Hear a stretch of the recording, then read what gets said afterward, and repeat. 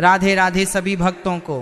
क्या आपको पता है कि सावन के इस बेहद पवित्र महीने में आपके हाथों की एक छोटी सी अनदेखी गलती आपके हंसते खेलते परिवार की खुशियों को पूरी तरह ग्रहण लगा सकती है? जरा सोचिए, हर साल की तरह इस बार भी जब सावन का महीना आता है तो आप जोश जोश में बाजार जाती हैं, अपनी पसंद की सुंदर सुंदर हरी चूड़ियां खरीद कर लाती हैं और बिना किसी नियम, बिना किसी मुहूर्त के जिस दिन मन किया उसी दिन अपने हाथों में पहन लेती हैं। आपको लगता होगा कि यह तो बस एक आम फैशन है, परंपरा है जो सब निभाते हैं, तो हमने भी निभा ली। लेकिन रुकिए जरा, क्या आपने कभी ये जानने की कोशिश की कि जिस दिन, जिस वार और जिस वक्त आपने वो हरी चूड़ियां अपने हाथों में डाली, क्या वो वाकई सही समय था? क्या ब्रह्मांड के नियमों के अनुसार वो घड़ी आपके लिए शुभ थी? शास्त्रों के अनुसार सावन का महीना कोई साधारण महीना नहीं है। यह देवों के देव महादेव और माता पार्वती के पुनर्मिलन का वो महापर्व है, जब प्रकृति खुद 16 श्रृंगार करती है। इस दौरान पहनी जाने वाली हरी चूड़ियां सिर्फ आपके हाथों की शोभा बढ़ाने का जरिया नहीं है, बल्कि यह आपके सुहाग की ढाल, आपके घर की बरकत और आपके जीवन की सबसे बड़ी आध्यात्मिक पावर होती हैं।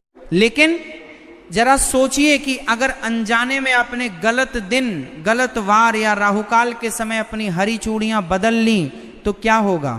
क्या आप जानती हैं कि एक छोटी सी चूक आपके वैवाहिक जीवन में अनबन, पति की तरक्की में अचानक रुकावट और घर में नकारात्मक ऊर्जा का दरवाजा खोल सकती है? जी हाँ, आज के इस वीडियो में मैं कोई आम या घिसी पिटी बातें नहीं करने वाला। आज मैं पर्दा उठाने जा रहा हूं उन बेहद गुप्त, प्राचीन और शक्तिशाली नियमों से जो शायद ही आपको आज तक किसी ने बताए हों। मैं आपको विस्तार से समझाऊंगा कि इस सावन हरी चूड़ियां किस दिन, किस वार, किस नक्षत्र और किस खास मुहूर्त में पहनना आपके और आपके परिवार के लिए एक महा वरदान साबित हो सकता है। अगर आप चाहती हैं कि इस बार का सावन आपके जीवन में सुख, समृद्धि, प्यार और खुशियों की कभी न सूखने वाली नदियां ले आए, तो इस वीडियो को 1 सेकंड के लिए भी छोड़कर मत जाना। और हाँ, वीडियो के आखिरी हिस्से में मैं आपको एक ऐसा अचूक, गुप्त और शक्तिशाली उपाय बताऊंगा जिसे करते ही आपकी सुहाग से जुड़ी या घर की बड़ी से बड़ी परेशानियां छूमंतर हो जाएंगी। तो पलक झपकाए बिना इस वीडियो के अंत तक मेरे साथ बने रहिए, क्योंकि अब खेल पूरी तरह पलटने वाला है। वीडियो शुरू करने से पहले आप सभी से एक छोटी सी विनती है।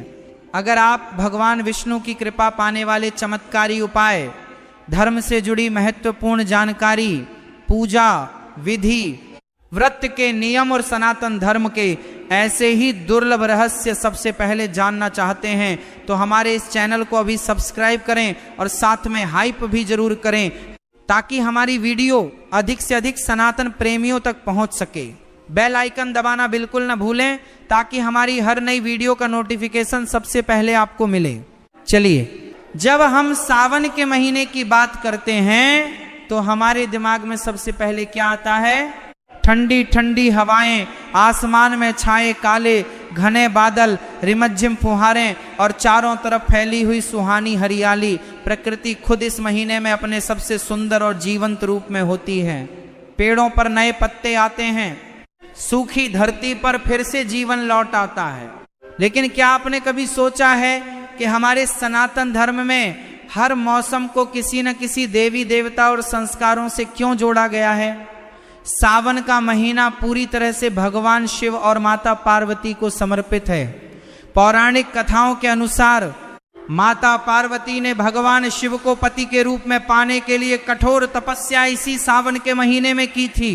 उनकी तपस्या इतनी पवित्र और तीव्र थी कि प्रकृति ने भी उनका साथ दिया।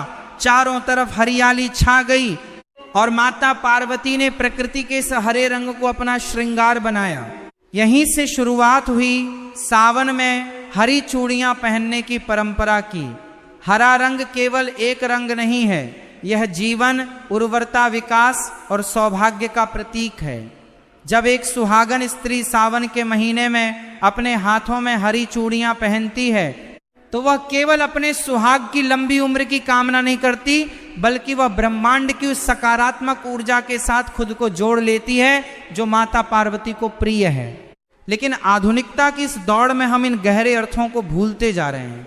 महिलाएं आज सिर्फ फैशन के लिए या इंस्टाग्राम फेसबुक पर तस्वीरें डालने के लिए हरी चूड़ियां पहन लेती हैं। उन्हें यह नहीं पता होता कि रंग का चयन, पहनने का दिन और पहनने की प्रक्रिया अगर गलत हो जाए तो इसके परिणाम कितने घातक हो सकते हैं। आइए अब गहराई से समझते हैं कि आखिर सावन में हरी चूड़ियां पहनने के वो कौन से ज्योतिषीय और धार्मिक नियम हैं जिन्हें जानना हर महिला के लिए बेहद जरूरी है। अब हम आते हैं वीडियो के सबसे महत्वपूर्ण हिस्से पर। ध्यान से सुनिए, ये वो 5 नियम हैं जो पीढ़ियों से बुजुर्ग महिलाएं जानती थीं, लेकिन समय के साथ ये बातें छुप गईं। नियम नंबर 1, क्या आप महीने के किसी भी दिन जब मन किया अपनी पुरानी चूड़ियां निकालकर नई हरी चूड़ियां पहन सकती हैं? बिल्कुल नहीं। ज्योतिष शास्त्र के अनुसार कांच की चूड़ियां बदलना एक प्रकार का श्रृंगार अनुष्ठान है। सोमवार, सावन का हर सोमवार साक्षात महादेव का दिन होता है। यदि आप सावन के किसी भी सोमवार को या विशेषकर पहले सोमवार को हरी चूड़ियां पहनती हैं तो आपको भगवान शिव और माता पार्वती का संयुक्त आशीर्वाद मिलता है। शुक्रवार, शुक्रवार का दिन माता लक्ष्मी और शुक्र ग्रह जो सुख, सौभाग्य और सौंदर्य के कारक हैं का दिन माना जाता है। सावन के शुक्रवार को हरी चूड़ियां पहनना घर में धन और वैभव की देवी लक्ष्मी को आमंत्रित करने जैसा है। बुधवार, बुधवार का दिन गणेश जी और बुध ग्रह से जुड़ा है जो बुद्धि और हर तरफ से शुभता लाते हैं। किस दिन भूलकर भी ना पहने, कभी भी मंगलवार या शनिवार के दिन नई कांच की चूड़ियां नहीं बदलनी चाहिए। इन दिनों में कांच टूटने या अशुभ प्रभाव पड़ने की संभावना सबसे ज्यादा होती है। नियम नंबर 2, सिर्फ दिन चुनना काफी नहीं है, समय उससे भी ज्यादा महत्वपूर्ण है। सुबह का वक्त ब्रह्म मुहूर्त या सूर्योदय के बाद हमेशा नई चूड़ियां सुबह के शांत समय में स्नान करने के बाद साफ सुथरे वस्त्र पहनकर ही पहननी चाहिए। सुबह की सकारात्मक ऊर्जा आपके पूरे दिन और पूरे महीने को ऊर्जा युक्त रखती है। शाम या राहु काल में भूलकर भी ना पहने। बहुत सी महिलाएं शाम के समय या ऑफिस से आने के बाद चूड़ियां बदलती हैं, ये बहुत बड़ी गलती है। शाम का समय नकारात्मक ऊर्जा या संक्रमण का समय माना जाता है, विशेषकर राहु काल के दौरान। इस दौरान नई चूड़ियां पहनना या पुरानी चूड़ियां गुस्से में तोड़कर फेंकना आपके सुहाग के लिए अशुभ माना गया है। नियम नंबर 3, सावन आने पर आप पुरानी चूड़ियां बदलती हैं, लेकिन उन पुरानी टूटी हुई या पहनी हुई चूड़ियों का आप क्या करती हैं? क्या आप उन्हें सीधे कचरे के डिब्बे में फेंक देती हैं? अगर हाँ, तो आप बहुत बड़ा पाप कर रही हैं। कांच की चूड़ियां सुहाग का प्रतीक होती हैं, उन्हें कभी भी खुले कचरे में या घर के मुख्य कूड़ेदान में नहीं फेंकना चाहिए।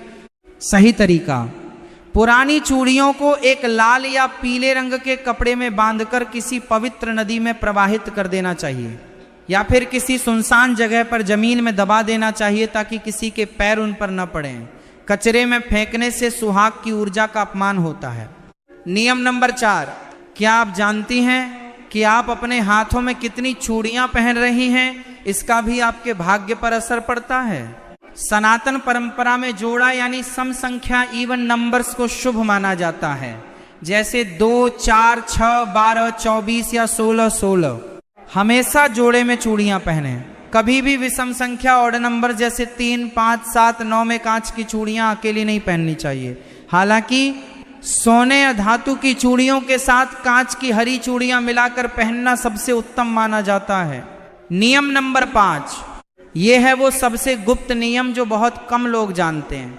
जब आप सावन के लिए नई हरी चूड़ियां खरीद कर लाएं तो उन्हें सीधे अपने कलाई में न पहने। सबसे पहले उन चूड़ियों को अपने घर के मंदिर में रखें। भगवान शिव और माता पार्वती की मूर्ति या तस्वीर के सामने उन चूड़ियों को रखें। धूप दीप दिखाएं, थोड़ा सा जल या कच्चा दूध अर्पित करें। इसके बाद माता पार्वती से प्रार्थना करें कि हे माता, जिस तरह आपने अपना सुहाग अमर रखा वैसे ही मेरा सुहाग भी अखंड रखना। इसके बाद माता के चरणों से लगाकर उन चूड़ियों को अपने हाथों में पहने।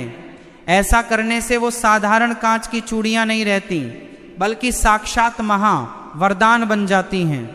दोस्तों, हमारे पूर्वजों ने जितने भी नियम बनाए हैं उनके पीछे सिर्फ धार्मिक अंधविश्वास नहीं होता, बल्कि उनके पीछे एक बहुत ही गहरा वैज्ञानिक और साइकोलॉजिकल कारण छिपा होता है। आइए जरा विज्ञान की नज़र से देखते हैं कि सावन में हरी चूड़ियां पहनना हमारे शरीर और दिमाग के लिए क्यों जरूरी है। सबसे पहली बात, रंगों का हमारे मस्तिष्क पर सीधा असर पड़ता है। मनोविज्ञान कहता है कि हरा रंग आंखों के लिए सबसे ज्यादा आरामदायक रंग है। जब साल के सबसे गर्म और उमस भरे दिनों के बाद सावन का महीना आता है तो हमारी आंखें और हमारा मन चारों तरफ फैली हरियाली को देखकर शांत महसूस करता है। ऐसे में जब महिलाएं अपने हाथों में हरी चूड़ियां पहनती हैं तो बार बार उन पर नजर पड़ने से उनका मन शांत रहता है, तनाव स्ट्रेस कम होता है और हैप्पी हार्मोन रिलीज होते हैं। दूसरी सबसे महत्वपूर्ण वैज्ञानिक बात है कंपन और फ्रिक्शन। जब कांच की चूड़ियां हाथों में पहनी जाती हैं तो कलाई की नसों पर लगातार हल्का हल्का घर्षण होता है।